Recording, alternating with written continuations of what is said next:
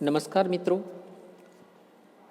બીજા સેમેસ્ટરની અંદર છઠ્ઠું પદ્ય અહીં આપણે આવ્યા છીએ. પ્રણમામિ બુધા, હું આનંદથી પ્રણામ કરું છું. તો મા સરસ્વતીની વંદના કરવામાં આવી છે. ખૂબ જ સુંદર એક આધુનિક યુગનું આ પદ્ય છે. વિગત શતાબ્દીઓમાં સંસ્કૃત સાહિત્ય જેમ જેમ રચાતું રહ્યું છે તેમ તેમ આપણા વર્તમાન સમયની અંદર પણ સંસ્કૃત સાહિત્ય સતત રચાઈ રહ્યું છે. આ નવીન સાહિત્યમાં નવા વિષયો છે, નવી વિધાઓ છે, નવી નવી સંકલ્પનાઓ છે. આધુનિક સમયમાં રચાતું આ સાહિત્ય ક્યારેક છંદો તથા અલંકારોની ખાસ પરવા કરતું નથી, પરંતુ આ નવીનતાની ગેલછામાં પ્રાચીન પરંપરાને એકદમ જતી કરી દેવામાં પણ આવી નથી. અધુનાતન સમયમાં પણ પ્રાચીન પરંપરા મુજબનું સાહિત્ય રચાઈ રહ્યું છે. આવા સર્જકોમાં આપણા ગુજરાતના સુપ્રસિદ્ધ વિદ્વાન શ્રી ભગવતી પ્રસાદ દે પંડ્યાનું નામ અગ્રસ્થાને વિરાજે છે. હિંમતનગર પાસે આવેલા રાયગઢના વતની ભગવતી પ્રસાદે પોતાની બાલ્યાવસ્થામાં કાશીમાં રહીને સંસ્કૃતનો અભ્યાસ કર્યો. તે વખતે કાશીમાં થતી વિદ્યાસભાઓમાં તેઓ સ્વરચિત કવિતાઓ પ્રસ્તુત કરતા અને વિદ્વાનોની પ્રીતિ પ્રાપ્ત કરતા રહ્યા. તે પછી તેમણે અમદાવાદ આવીને આધુનિક પદ્ધતિએ અભ્યાસ કર્યો અને વર્ષો સુધી સંસ્કૃત ભાષાનું અધ્યાપન કરાવ્યું. અને 1986માં તેઓ ગુજરાત યુનિવર્સિટીના સંસ્કૃત વિભાગના પ્રોફેસર પદ પરથી નિવૃત્ત થયા. ભગવતી પ્રસાદ પંડ્યા શીઘ્ર કવિ છે. તેઓ ગમે તે પ્રસંગ કે વ્યક્તિ ઉપર સંસ્કૃત ભાષામાં પદ્ય રચના કરી શકે છે.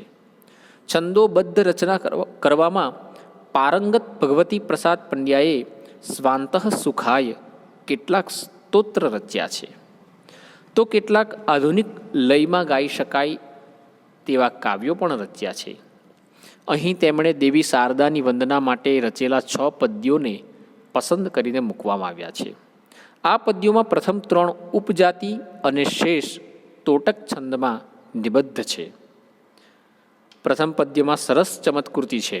કુંભકર્ણ બ્રહ્માની સ્તુતિ કરે છે, એથી બ્રહ્મા પ્રસન્ન તો થાય છે, પણ જ્યારે પ્રસન્ન થયેલા બ્રહ્મા પાસે કુંભકર્ણ વરદાન માંગે છે ત્યારે મા શારદા તેને યુક્તિપૂર્વક બદલીને ઇન્દ્રાસનની જગ્યાએ નિદ્રાસન બોલાવે છે. આવા શારદાને સ્મરવામાં આવે છે.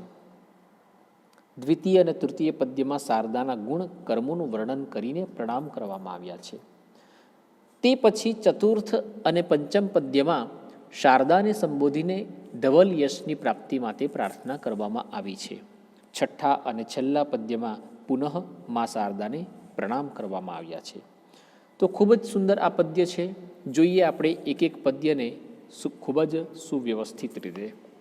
પ્રથમ શ્લોક. યદૈવ દૈત્ય ખલુ કુંભકર્ણ ઇન્દ્રાસનમ કામયતે સજીહ્મ નિદ્રાસનમ યાચયતે યમંબા તામ દેવરાજ પ્રણુતામ સ્મરામી. યદૈવ દૈત્ય, જ્યારે, યદૈવ એટલે યદા એવ, જ્યારે, કુંભકર્ણ એટલે કુંભકર્ણ, દૈત્ય એટલે દાનવ, જ્યારે કુંભકર્ણ દાનવ ઇન્દ્રાસનમ એટલે કે ઇન્દ્રાસન કામયતે મેળવવા કામના કરે છે. જ્યારે કુંભકર્ણ દાનવ ઇન્દ્રાસન મેળવવા કામના કરે છે ત્યારે જ, એના માટે શબ્દ નથી આપણે લેવાનો છે, ત્યારે જ ખલુ ખરેખર, ખરેખર જે માતા સરસ્વતી, માતા એટલે સરસ્વતી, ત્યારે જ ખરેખર જે માતા સરસ્વતી સજીહ્મ તેની જીભને ફેરવીને નિદ્રાસનમ યાચયતે યમંબા નિદ્રાસન માગવા પ્રેરણા આપે છે.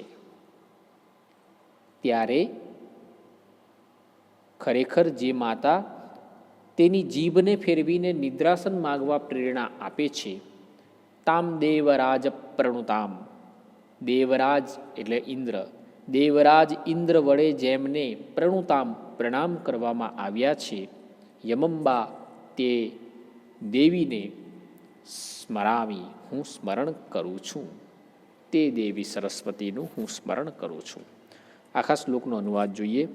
જ્યારે કુંભકર્ણ દાનવ ઇન્દ્રાસન મેળવવા કામના કરે છે, ત્યારે જ ખરેખર જે માતા તેની જીભને ફેરવીને નિદ્રાસન માગવા પ્રેરણા આપે છે, દેવરાજ ઇન્દ્ર વડે જેમને પ્રણામ કરવામાં આવ્યા છે, તેવા તે દેવી સરસ્વતીનું હું સ્મરણ કરું છું.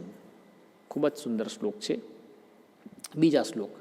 શ્વેતાભપદ્માસન રાજમાનામ દિવ્ય પ્રભામ જ્ઞાન ગુણ પ્રવાહમ સરસ્વતીમ સાર સરસ્વતીમ તામ છાત્રો નિતાંતમ પ્રણમામી દેવીમ.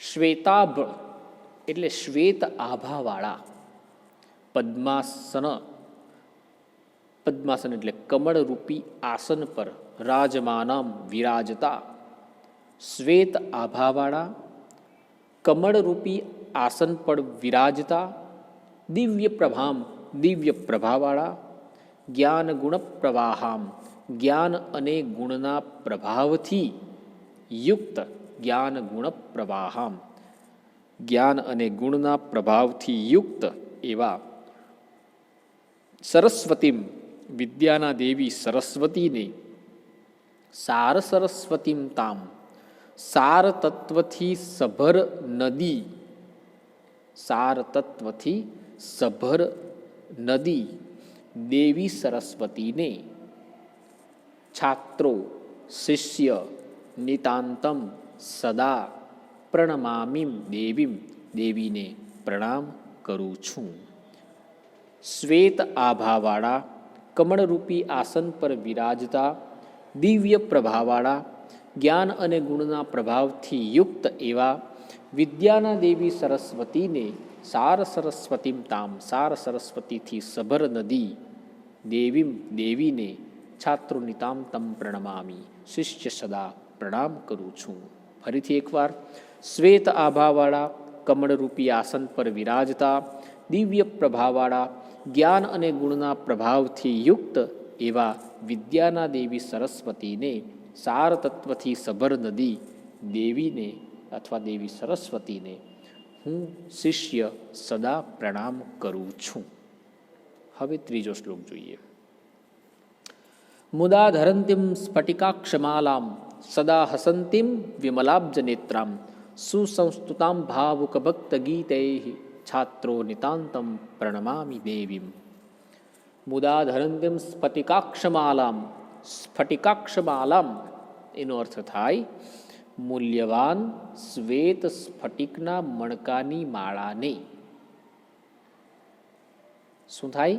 મૂલ્યવાન શ્વેત સ્ફટિકના મણકાની માળાને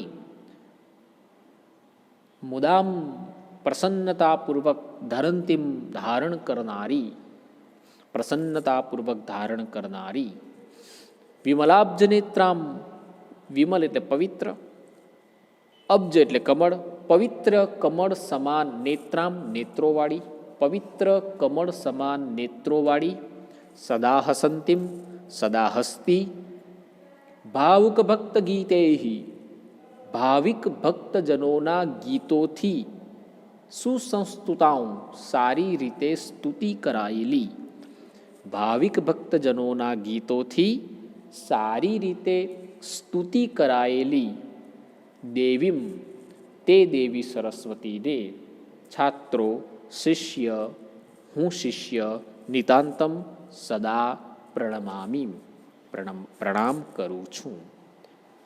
ફરીથી આખો અનુવાદ જોઈએ આપણે. મૂલ્યવાન શ્વેત સ્ફટિકના મણકાની માળાને પ્રસન્નતાપૂર્વક ધારણ કરનારી, પવિત્ર કમળ સમાન નેત્રોવાળી, સદા હસતી, ભાવિક ભક્તજનોના ગીતોથી સારી રીતે સ્તુતિ કરાયેલી તે દેવી સરસ્વતીને હું શિષ્ય સદા પ્રણામ કરું છું. મૂલ્યવાન શ્વેત સ્ફટિકના મણકાની માળાને પ્રસન્નતાપૂર્વક ધારણ કરનારી, પવિત્ર કમળ સમાન નેત્રોવાળી, સદા હસતી, ભાવિક ભક્તજનોના ગીતોથી સારી રીતે સ્તુતિ કરાયેલી તે દેવી સરસ્વતીને હું શિષ્ય સદા પ્રણામ કરું છું. આપણે માત્ર 3 શ્લોકના અનુવાદ આ પીરિયડની અંદર જોવાના છીએ. આપણે મળીશું નેક્સ્ટ પીરિયડની અંદર. સર્વે મિત્રોને નમસ્કાર.